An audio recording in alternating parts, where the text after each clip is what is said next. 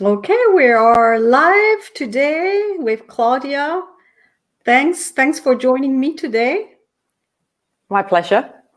I'm very excited because the topic is interesting. I always have some interesting guests anyway during the home office, but when I saw the topic about relationship, which is really what I talk about in my online material about networking and so forth, and how to build a strong network.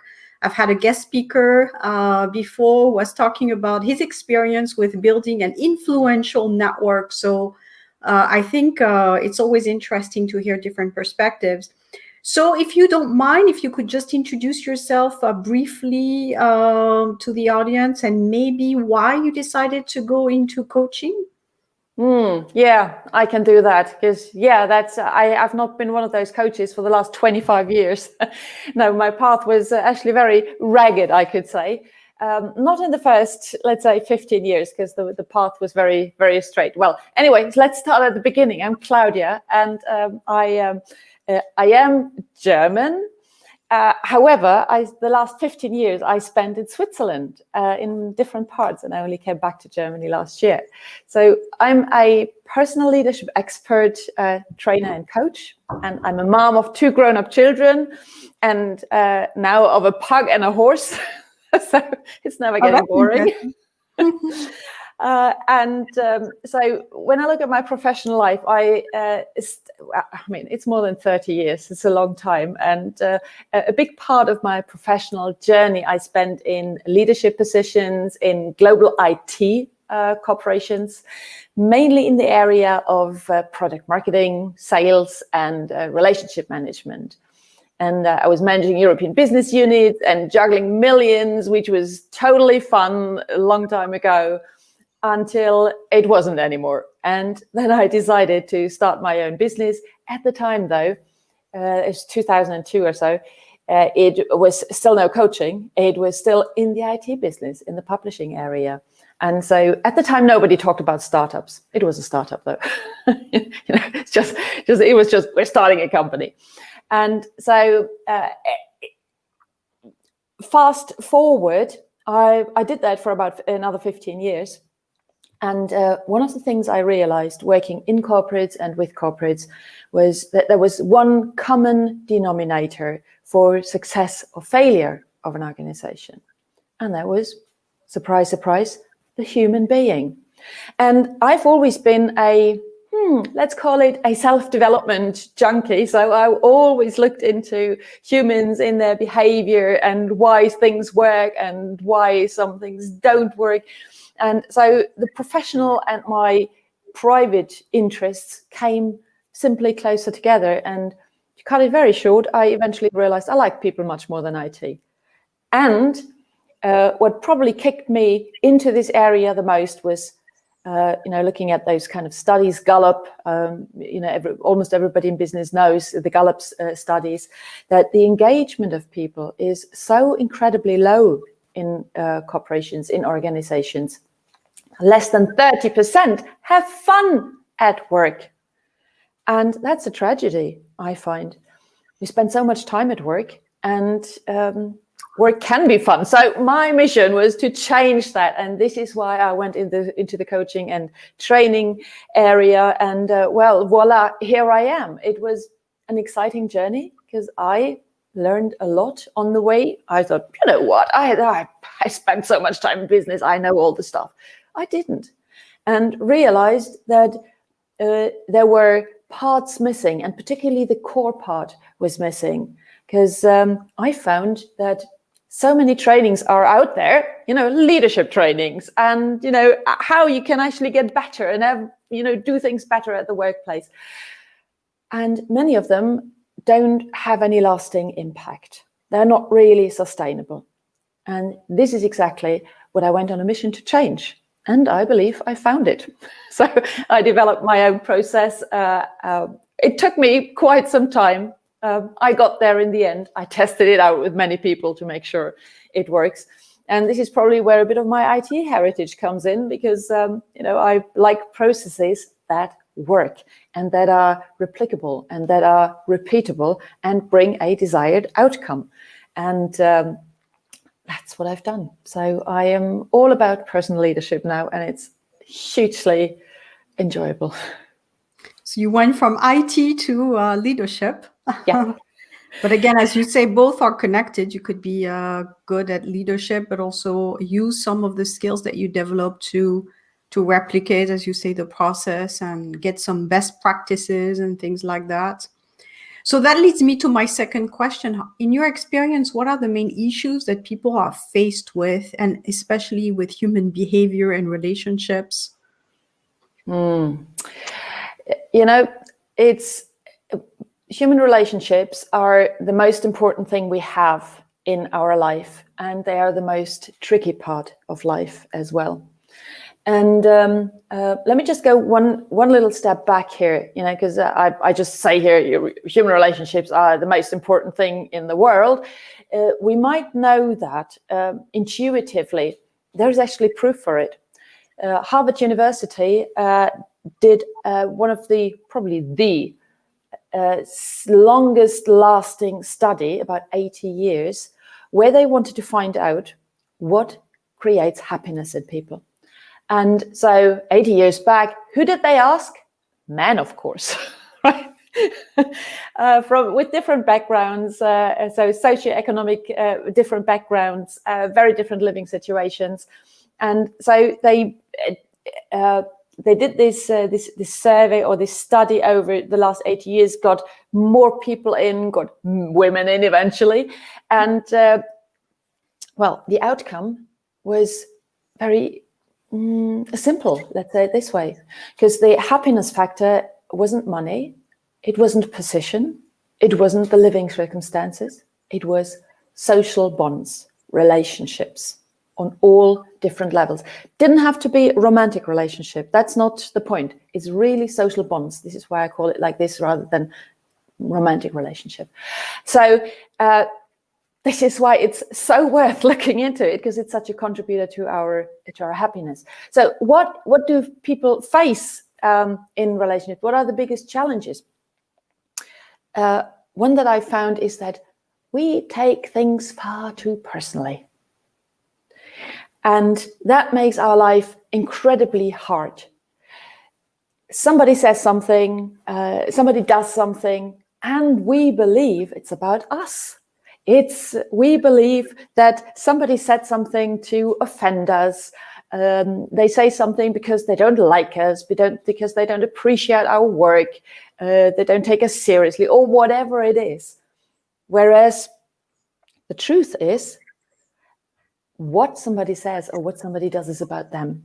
It's about their beliefs, and it's about their perception. So that's the number one I've found. The number two biggest issue is when people deal with each other, they love to be right.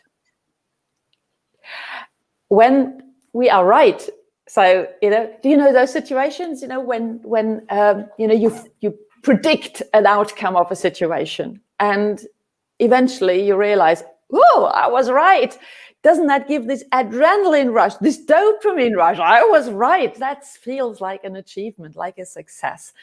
And so we love to be right, all of us. And as soon as we go into an exchange, a communication in a relationship, and there's a controversy coming up, somebody has a different opinion, or somebody states something that, let's say, rubs us the wrong way. It's not what we believe and think.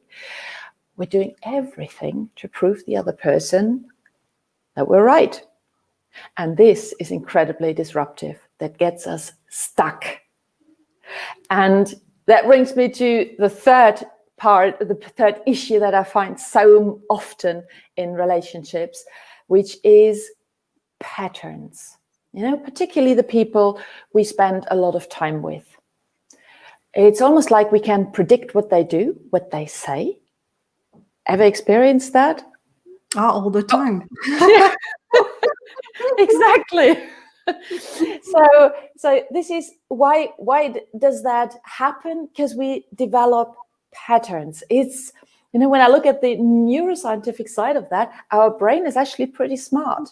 And, repetitive situations, or in repetitive situations, our brain gives us a particular path to follow on, because that's easier. It becomes an automated path because we don't need any brain power in the cognitive part of our brain, because we need that for a lot of other stuff, right? And so these patterns emerge. And so it's tuck, tuck, one gives the other. He says, she says, he says, she says, or he and he, she and she, doesn't matter. And so the outcome of an argument, of a conversation, is almost predictable. More to the point, it's always predictable, unless we break those patterns. Patterns are great if they benefit us. It's like a habit. Habits are great when they benefit us. So do patterns. If they don't, and we end up in these relationship patterns in a huff, and we're offended or we're unhappy at the end, then this won't help us in any way. Problem is, we might realize, okay, this went wrong, and I knew it. I knew that he would or she would react like this. And the next time we do it again, unless we realize it's a pattern. And it's one of the blind spots, actually. It's one of those things we often don't realize because they're so automated, and they can be immensely in our way. So that was number 3. Number 4 issue that I often see is people simply don't understand each other. Do you know what I mean by that? Oh, that never happens in company. Yeah. Exactly. Never, does it? So it's somebody says something and the other person just doesn't get it. So then we're coming into the situation again where I'm making my point from 5,000 different perspectives still in the same way, and I'm just looking at bringing my point across and putting a lot of effort into that. And we're all guilty of that. And the other person just doesn't get it, right? They don't get it. Why don't they get it? And what's behind there is often that we expect other people to look at the world in the same way like we do. We expect other people to be like us, to think like us. And when they don't, it's like, why can't he get it? It's so crystal clear. It might be for us. There is this, there's this one tip that you often get in communication trainings in companies. It's like, put yourself into the shoes of the other person. And I tell you what, I'm bursting a bubble here now, a myth. We can't. We might get a glimpse or an idea of the world or how the other person sees the world. That's actually a very nice little exercise that everybody can do when they have a one-on-one or even in a meeting situation where you get stuck. Get up and swap seats. Or when you're in a meeting, just shuffle the seats. Just go to a completely different place. And suddenly you see the world through a different lens, from a different perspective. Will you see the world through the eyes of the other person completely? No, you won't, because we all have our unique feelings, thoughts, perspectives, and we can come closer. We'll never be in the shoes of any other person. Just to burst this little bubble. So it might well be that we will never 100% understand why somebody takes a comment, for example, very, very seriously or very personally, whereas somebody else, is just like a duck in the water, say that to another person, boop, okay, don't care. We all come with our history. We all come with our baggage, if you want to call it like this. We all come with our experiences, and hence we experience the world differently. So that's number 4. And when I specifically talk about relationships in organizations, I would add a number 5. And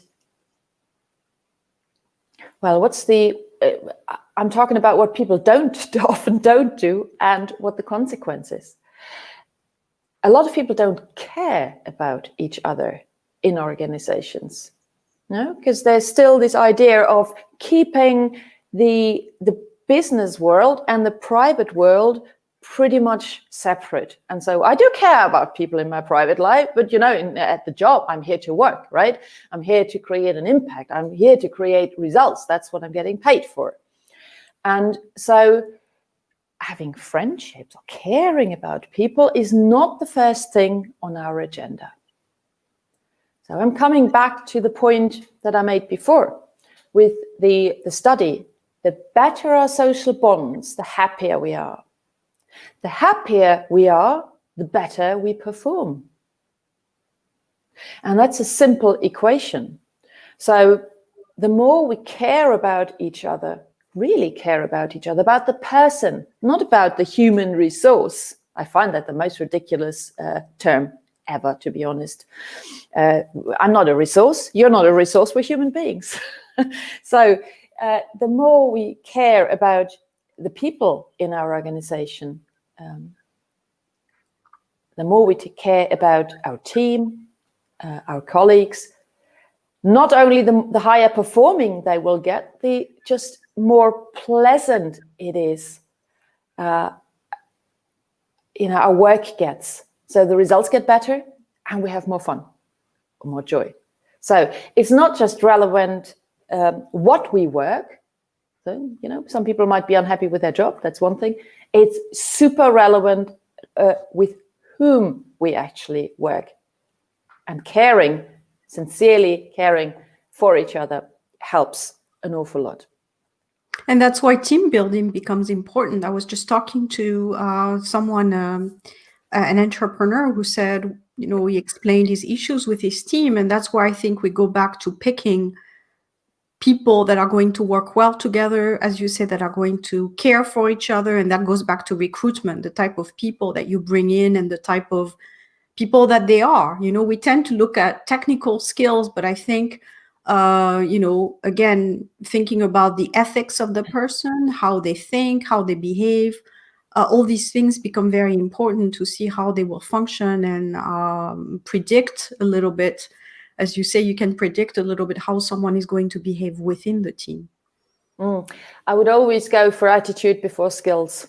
Skills can be developed. Attitude is hard. I agree with you. And most of the problems companies face are rarely skills. I mean, as you say, if someone is lacking maybe a training on something, they can always get it. But most of the time, if you look, and especially for me, having worked within a human resources team, when you look at the issues that pop up within the organization, 99% of the time, it's a behavior issue and more than a skills issue. So. Yeah. Absolutely. I mean, this is, I'm going to make a super small detour here when you talk about hiring and how to get a good performing team together. Caring is a huge part of it. What I found is the entry, how can I say that, hurdle, so to say, could always be the values. A lot of organizations, unfortunately, forget to define their values, and real ones, not the ones that look nice on a glossy piece of paper or in marketing. I'm really talking about values that they live and that are important for them and that are non-negotiable. Because if an organization, and regardless of the size, even if you're a single entrepreneur and you have your values, I would call them then foundational values, because you're the founder and it's important. Your personal values are relevant in that case. So if you hire somebody and they don't have the same values as you, it will go wrong. It's almost, it can be the most skilled and best person in the world. If they have different values, a different set of values than your own, this won't last, and then the result of that is also that it's going to be really hard to build a relationship. Well, it goes the same with business relationships. Now that we talk about relationships is general. When I choose to work with individuals, even as an independent person, I always look at those things. I think it's important. Absolutely. You know, because Yeah. in the end, it's not going to work if you have someone who prioritizes different things than you. So makes sense. That's it. It's I'd like to call those values the North Star, because that is it's something to look at. It's something we all have in common, and we just know it. It's got to be transparent. It's got to be clear, and then it works. And you're absolutely right. It's for the whole. Yeah, how can I say that? Community, so to say, we're moving in. It doesn't matter if it's suppliers, if it's people who support us, third party, if it's clients. It doesn't matter. The best way of working with those people is when we're working on the same set of values. Yeah. And I would like actually add, one of the issues that a lot of people don't consider when looking at relationships, and that often brings them into trouble. And in a way, it's the most important one. It's the famous number 6 here. And this is the relationship, or when you look at relationships, it starts with yourself. It's the most important relationship everybody will ever have, is the relationship with self. And funnily enough, often we treat ourselves not very nicely in many ways, or we don't even take the time to get to know ourselves on a deep level. And if we don't take this time, so creating the foundation, all the other relationships will be rockier, will be harder. So that's probably the secret sauce of any relationship that go outside of us. Create the one with yourself first, and then the rest will be much easier. Well, it goes back to what I do in all my communications when I work with people, or even when I share my material. I talk about, rather than worrying about attracting, or going for something, think about how can you attract people to you. Meaning that if you have this good relationship with yourself, if you can make yourself a happy person and you know your values, then you don't have to worry about it anymore. Then the call you expect to get from the recruiter will come at some point, or the opportunities will come. And that's the whole topic of the book I just wrote. It's all about attracting people to you that fit you, and you can do that by starting with self. It's exactly what you're saying. Absolutely. Worrying about taking care of house first, and then you can get some better, I would say better everything, better relationships, better jobs, better experiences, and everything starts changing, really. Mm-hmm. Absolutely. That's the foundation. No, it sounds so boring in a way. So, okay, let's create a foundation. Whatever we're doing, it makes sense to start with the foundation. You build a house, start with the foundation. Otherwise, it won't stand for a long time. Start with your life, or deal with your life. Start with yourself. Yeah. Looking forward to your book. Great. So talking about relationships now, we're in the middle. I'm not sure exactly which point we are in this crisis, but we're definitely in it now. Mm-hmm. We have a lot of lack of face-to-face in general, events or in general. How can we maintain great relationships, whether they be personal, professional, when we don't have this in-person connection? Well, I mean, the title of this podcast is The 5 Secrets of Every Successful Relationship. And, one of the secrets, and that helps us in this situation immensely, and it's even number 1, it's compassion. If we show compassion for everybody we interact with, acknowledging that everybody struggles with something in this crisis, whatever it is. Now, some people are more affected by it than others, some socially, some economically, some have trouble organizing themselves or feel isolated. Whatever it is, probably everybody has some struggles to carry around with them. And if we meet other people on that level, so what does that mean? Compassion is a big word, and I've written, actually, I'm just on the way finishing this paper, which might become a book. Let's see, about these 5 secrets. And when we start diving into compassion, it has so many different aspects, what it is and what it isn't. We could probably fill hours talking about this. If I was to define it very briefly, I would say it's seeing and feeling where the other person is and being prepared to help them changing it. So it's the feeling of we're all sitting in the same boat of this crisis. We're all in this together. So let's show this compassion and leave the judgment out of the room. Put the relationship before the task.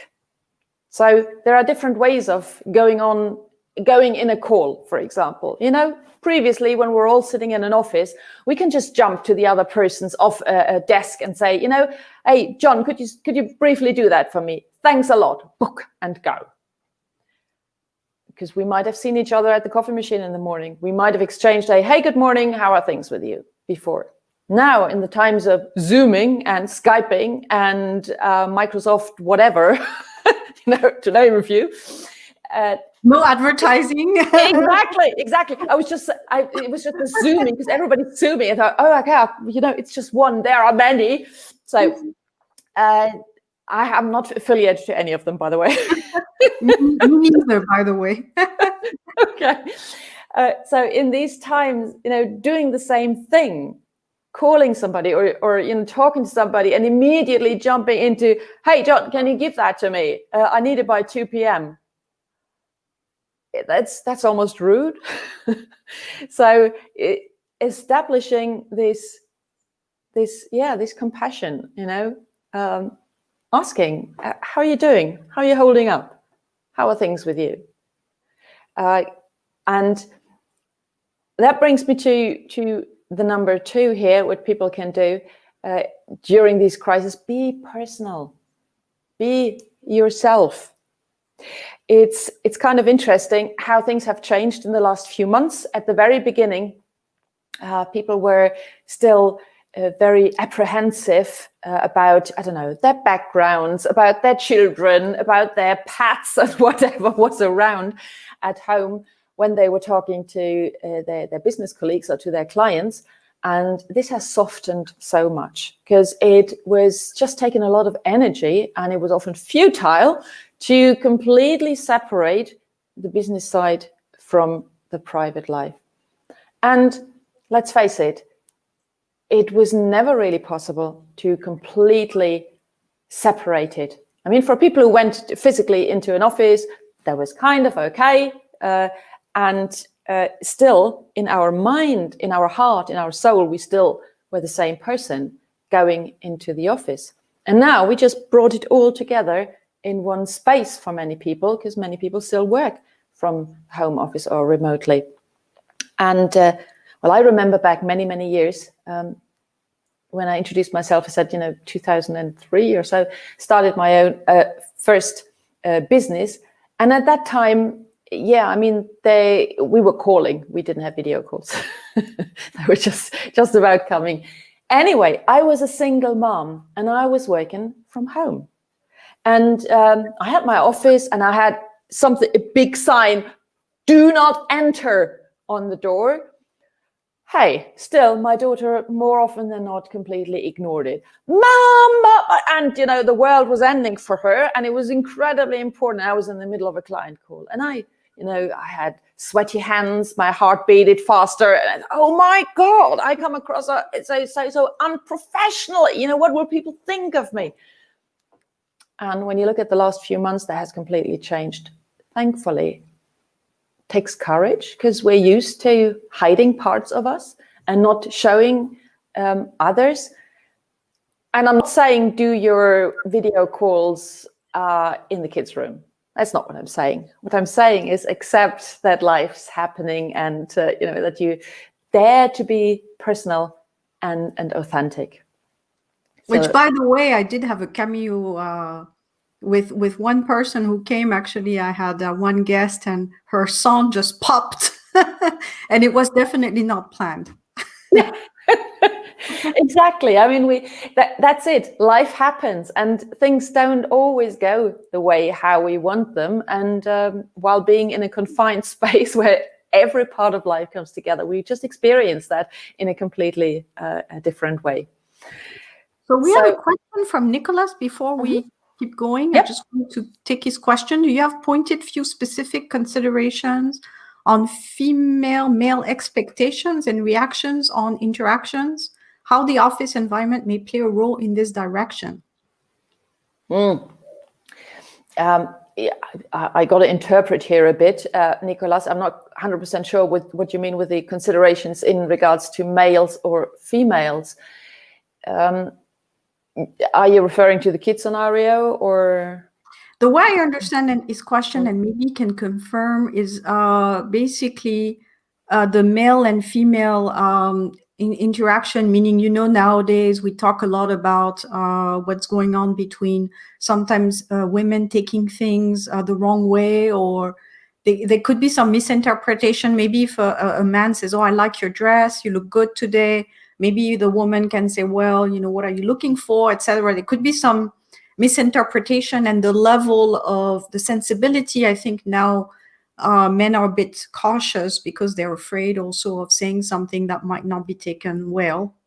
And so I think there's probably a little bit more confusion now after the Me Too movement and so forth. That's how I understand his question about specific considerations, like maybe what are some of the things that you should be careful with, and how you communicate, and how do you manage the relationship, basically. Well, that's one of the 5 secrets, is communication. And communication is a vast area. And there might be a lot of incredible tools and ways of doing things or saying things, and there are. The most important thing, though, I believe, is to make an effort to connect from human to human. And then it doesn't really matter if female or male. It's relevant that I open my heart and my mind to another person, and that I'm authentic, that I'm personal, and that I am relatable. If there are misunderstandings, or we can sense that normally. Now, if the other person takes something in the not intended way, because one of the tricky parts of communication is that the meaning of the words doesn't lie with the sender or with the speaker, but with the one who is the receiver, so who receives the message and the words. And they can interpret a lot. That is totally right. However, how do we know up front how this other person might interpret? We can't. And so if we had a huge list of, okay, person A is like this, person B might be like this, person C, we make life so incredibly hard. So if we really go to the basics, connect from human to human, and set an intention for our communication. Be clear. What's the message I would like to transfer? What is behind this communication, right? And I do that for myself. And if I realize there is a disconnect, right? I say something and the other person reacts strangely. And we can sense that. Normally we can really sense that. And then the best way, or the best tool, call it tool if you want to, is to ask a question. So did I say something wrong? How did you understand what I just said? And clarifying questions help getting the communication back on track. Does that make sense for you, Nicolas? Yeah, we'll see. But I think you mentioned some good points. I think it's just a question of always checking with the person. I would add to that probably the level that you know the person, because, for example, there are some things usually I don't say to someone I barely know. Maybe if you're in an office and it's a newcomer or someone who just got hired, or you don't know the person very well, or someone in another team you don't know, I probably will be a bit more private with this person, be a bit more distant, I mean. Whereas if it's someone that's a colleague that I work with every day, I remember when I was in teams where, we were working side by side almost. I mean, you get to know the people very well, and then you can maybe say some things to them that they will take okay because you know them.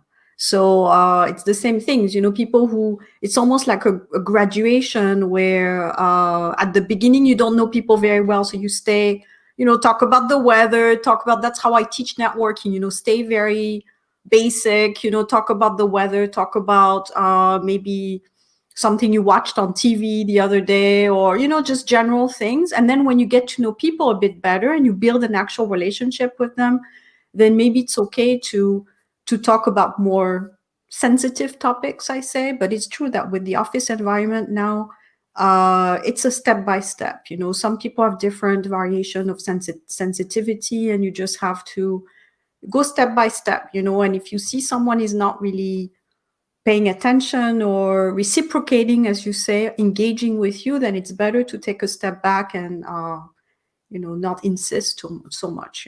The interesting bit is and that you can't go wrong with what you just said, totally and utterly. Particularly in the last few weeks and months, I have made some interesting experiences that I connected with people on a business level, and I started a conversation with deeper questions. Deeper questions are always personal. I mean, I'm not asking about private things per se. I might ask people, though, what is it? What kind of experiences would you actually like to make in your life? I mean, after the first kind of introduction, etc. I might ask people, what is important for you right now? So these are questions which are deeper and more personal. They are questions where people can, if they desire to, stay on the surface, and if they want to, they can dive deep. And interestingly enough, I made the experience that most people are prepared to dive a bit deeper and to talk about themselves, because we all crave this human connection. And if it's done with respect, and this is actually another one of the 5 secrets. So we had compassion, we had communication, we have respect as the number 3. Then people are willing to go along, and they open up.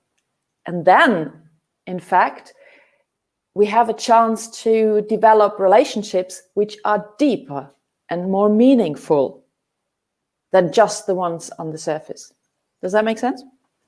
Yeah, I think I can completely see that. And sometimes you just know, it's happened to me both ways, where some people it's gradual. So I get to know them, and gradually we get to go beyond the surface. And then sometimes it's rare, because I find there's less people who are maybe willing to do that. But sometimes it happens where I start the connection with someone with something deeper.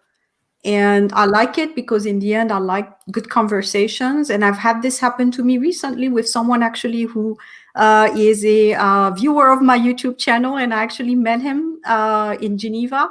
And with him since the beginning, we have very deep conversations, even via email. So I do have those network contacts where it starts like this. I would like to see more of these because I actually enjoy those conversations. But I am very well aware that not everyone is wired like this. So I tend to see it's very individual. Some people are like this, and it's great. I enjoy those kinds of connections, and I have this with close friends. And other people, it will be more gradual because especially the culture, I think, has also an impact. In Switzerland, for example, people don't open up very fast. So you do have to go through the steps to get to know them a bit more before you can, ask maybe more personal questions or have them share more about them. So it's also very cultural. At least in Switzerland, people don't open up very fast. It's quite known. So you just have to get to know. I can totally see that. And again, if we know ourselves fairly well and we can listen to our inner voice, it will give us an indication where to go in a conversation. And it takes courage, in actual fact, not only to ask those deeper questions, it also takes courage to open up. And that's a matter of practice. And some people have not practiced it so much, which is totally fair. There is no right or wrong here. Yeah, and then we go into maybe the experiences you've had in your life, and how you dealt with sharing your feelings in your family and so forth, and that usually has an impact as well. So without getting deep into that in this conversation, I think we're all at different stages also there, what we were able to share, and therefore where we are in our place. And some people are just not there yet, so it takes practice as well. Absolutely. There's actually one last thing which I would like to add to relationship during crisis, what's important. And I believe what's very important is to be reliable. Reliability creates trust. And the more we trust people, the better the relationship gets. What does that mean, being reliable? It means delivering on our promises. It means showing up punctually for meetings, simple things like that. Doing what we say.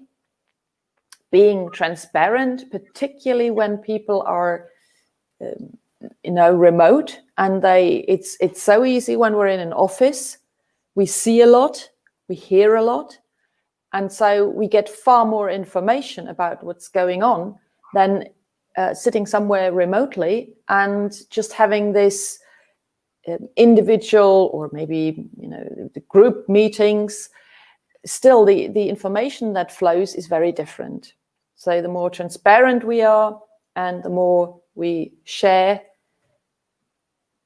the higher the trust will get. And it's super important for any relationship. Yeah, whether it be at work or in personal life, actually, that's also a tip, is being reliable, delivering on what you say. That's something that I always since forever, I've always been like that. I like people to trust me. I like the fact that I'm reliable. I think it's a big aspect, but unfortunately, I think not everyone has had this experience of being reliable. So sometimes it can create problems in teams as well when you are the reliable person, but then the other members of the team, whether that team is a professional or personal, I mean, a couple is a team in the end, right? Yep. So, that's a problem. When you can be counted on, but the other person is not there yet. So maybe that's also sometimes what creates problems in certain teams, is that one person feels, well, I'm always on time. You can always count on me. I'm always the one who does everything. But then the other team members tend to slack off a little bit. So very much so. This is where the communication kicks in. How do we talk about it, and how do we make it clear that this is an important part of trust, which is one of the secrets. Trust is an incredibly important basis for any relationship, regardless. And this is why I always say it's any relationship. It's not reserved for professional or private relationships, because relationships are between humans. And this is very, very foundational thing. And whatever, that comes on top, different story. Yeah, we will communicate differently in a business environment. And still, communication got to be smooth, got to be open. So that's why I say, all those secrets are valid for all sorts of relationships. Absolutely. So what about networking? Do you network? And what would never. be tips that you could give to professionals here who want to network in difficult times? Because I know a lot of events are canceled or... Yeah. So I would say at this moment right now during the crisis, what are some of the things that you do to maintain or increase your network? Well, I mean, funnily enough, I met more people on a more personal level in the last few months than I did before. Because because before it was so easy, just leaving the house, going somewhere, meeting people, and I only moved back to Germany. I'm in the Munich area last year, so I've been away for 15 years. That meant for me building up new network, basically. Picking up on a few old ones, but there weren't many. Life's moving on, and so I went to meetups. Meetup is one of the greatest inventions, quite honestly, for networking that I've experienced. And so I went to a few of those meetings and had a few nice conversations. However, deepest and best contacts I got when those meetups were actually coming into the virtual space. Why? Because suddenly in those meetups or in meetings of the meetups, there were less people. And there was more of a personal connection and there was more of a personal exchange. And they were organized in a way that even people who don't like networking, who might be a bit shy and who might be introverts, and I'm an introvert. So, I mean, when I see a group of people and I get to this group of people, I'm not like, hey, here I am and I have something to say. It's rather I stand there and wait for a gap. And sometimes the gap never comes to say something. So it can be tricky, actually, particularly when wanting to be polite, right? So in these online versions, more often than not, the organizers put people together in a little room, 2-3 people, and they were introducing themselves to the other in this little meeting room.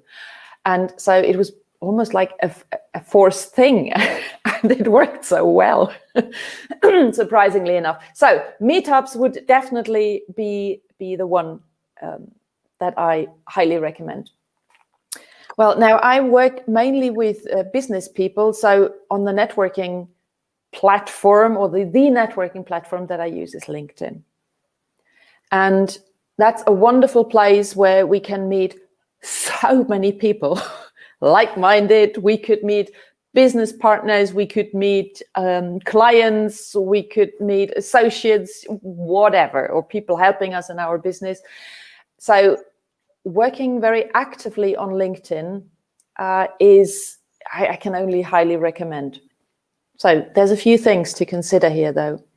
I mean, on a daily basis, I get invites from people I don't know, and I have no idea why they contact me or why they want to add me.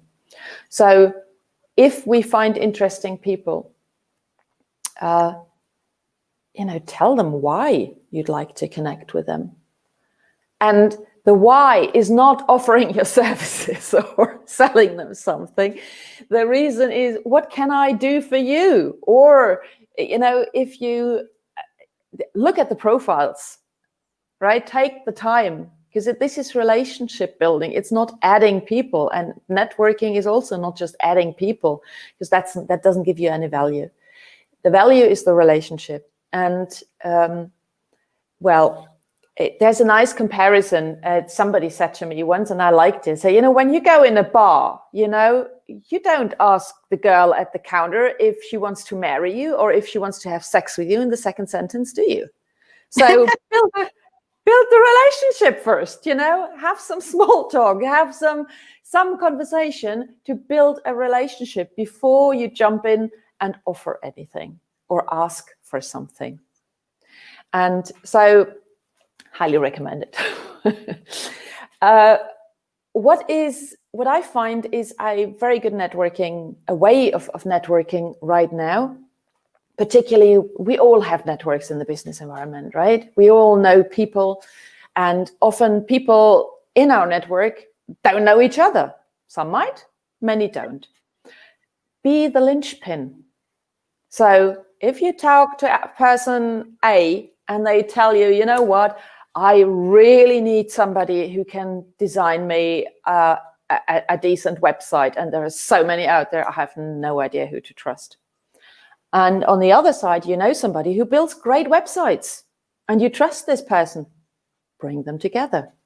They will be forever grateful, both of them. And that is a great networking opportunity. Yeah, and one thing that I said before, don't be afraid to go deep. It's worth it.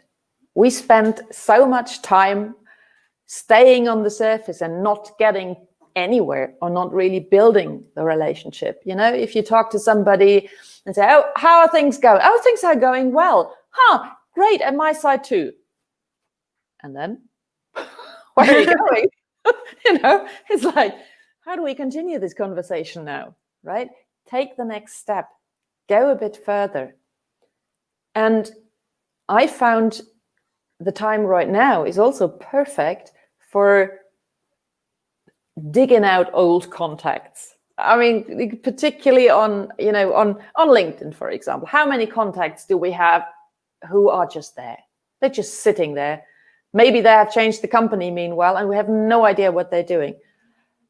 Go through, talk to them, reconnect. Or if you realize, not really the right person anymore, also sometimes saying goodbye, right? I mean, we always got to keep in mind, why do we network? Yes, we would like to build relationships, and there might be people who are not of use for us in our network, but who are great people.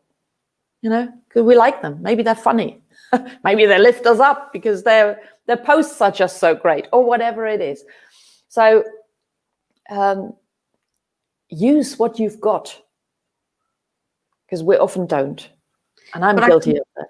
I completely agree with you. Sometimes people say, well, I don't have a network, but we all have contacts. If we really look, and I really advise for everyone who watches us today to do this exercise, is go through all your contacts in your phone, all your contacts on messaging applications, all your current contacts on LinkedIn, even if you don't have many, but you would see that you have something.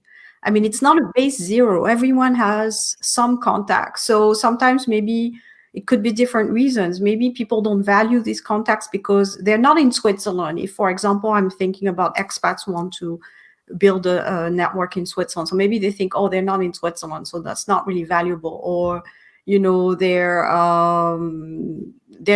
people I haven't talked to in a long time. So maybe they forgot about me. So anyway, we all have things in our head, but we already have those contacts. It's just a question of rekindling the relationship, and you never know. I mean, this person may be able to help you in some way or another. So it's rekindling the connections. And even as a business, I know the people that are the most, I would say, engaged with me tend to be people that I've worked with even 2 or 3 years ago. Because, I've built that relationship, and then it's forever. I keep getting pop-ups from my clients who come up and say, hey, this is what I'm doing, or and by the way, now I'm looking for a new job again. And so it's always, something that you have to maintain. So, so I think everyone has contacts, but it's just a question of, it's not just knowing how to find new contacts, but it's also knowing how to rekindle or work with what we have already. Absolutely. Leverage what's there. And quite honestly, there are millions of people on LinkedIn, for example. There are not so many who actually talk to each other and who really build relationships, who are interested. genuinely interested in building relationships. And you know what? Sometimes it's not only what we can do for each other. Maybe sometimes we can just learn something from each other. Or we might just have a nice chat. Let's face it, relationships are more important than transactions in life. And sometimes it's not even necessary to be focused on a specific outcome. And that's probably one of the things I've learned in the last few years. The less I am focused on the outcome, right? So when I have an existing contact or a new contact, the less I think, oh, this could be a client, what could he buy or she, just building the relationship, whatever the outcome is going to be, right? As a business person, you might say, oh, I'm wasting my time. You might not. The thing is, everybody wants to sell and nobody wants to be sold to. And so the less you are attached to the outcome, and this is very counterintuitive, the more the likelihood is that this person will eventually come back to you and say, oh, you told me something here and this was really interesting. And you were not in brackets, you were not one of these pushy salespeople who was trying to push something down my throat. And this is why I trust you. Exactly. And it takes time. I mean, again, everything takes time. People need to be taken there to trust you and to want to know that, they can share, because we both work in an environment or in a practice, in coaching, where it's very personal. I mean, people will share a lot of personal things. So it's not something that you decide on, like buying a pair of shoes. I mean, you just click and buy. I think coaching takes the trust, as you said, building the relationship. And that's why everyone is at a different stage. And people need to be taken for what they have to offer at that moment. And it could be just a conversation. It could be at some point that they want more. So, and it's the same in any relationship, in connecting, in networking.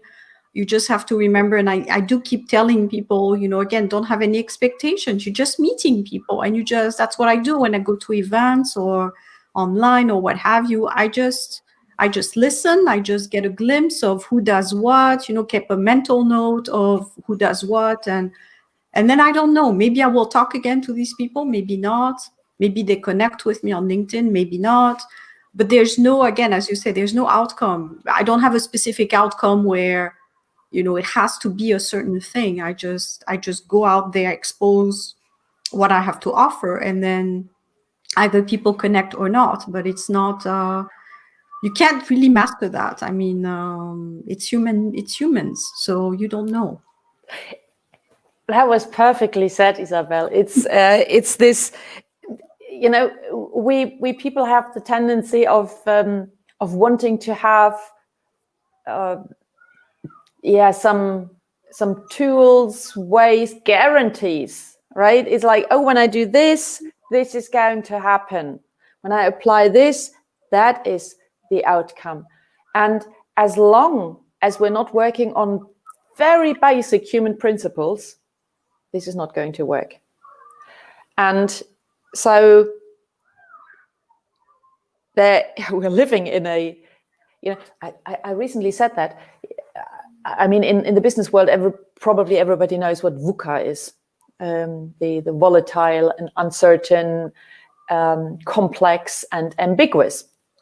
And particularly in the software development, this is where I heard the term for the first time in the agile world years ago. I thought, oh, okay, that's kind of interesting. Everybody was talking about it.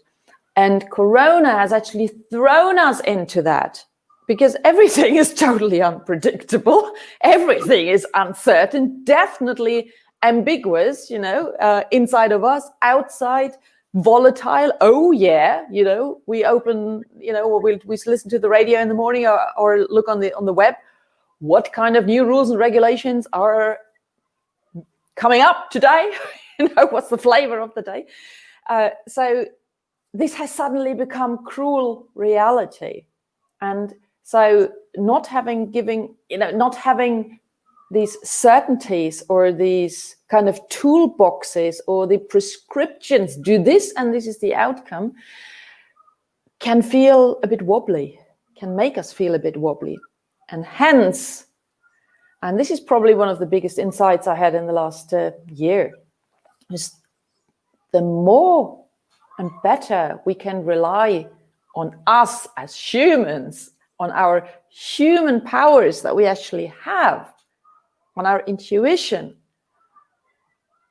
If we combine our brain, our heart, and our soul, all the capacities together, this is what gives us the guidance, not necessarily a toolbox that can help.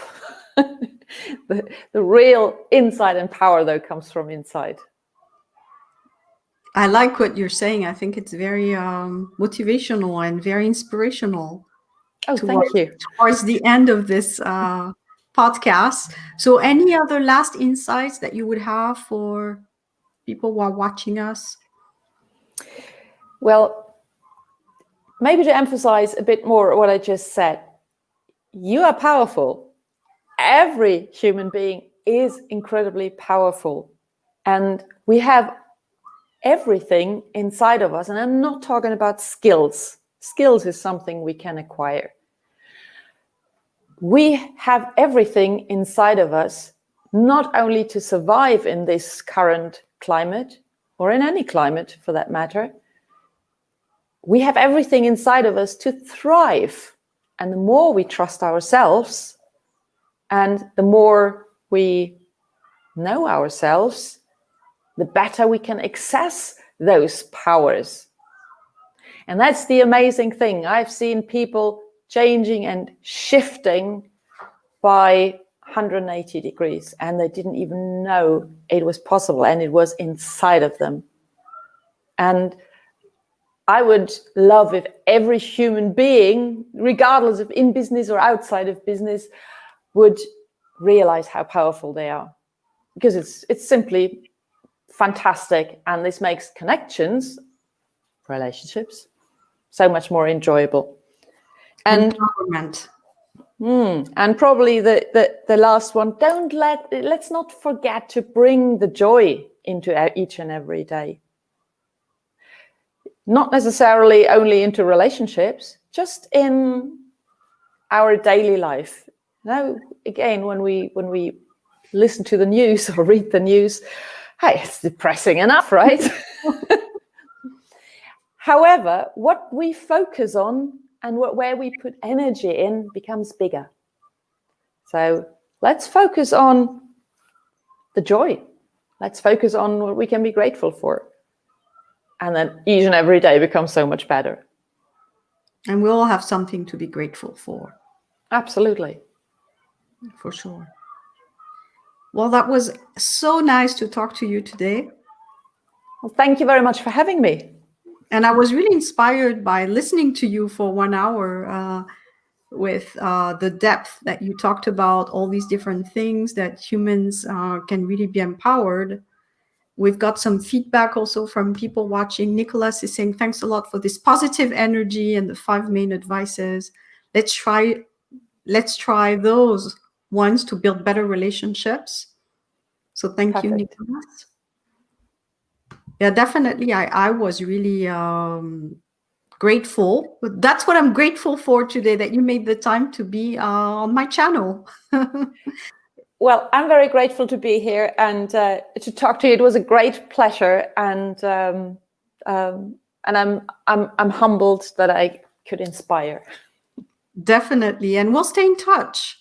Absolutely, sure. Perfect. Sure. So thanks everybody who joined us today, and I will post below your details, your LinkedIn. So if people want to connect with you, they can do that. I will post the profile below. Thank you very much. Okay. And thanks to everybody who listened in.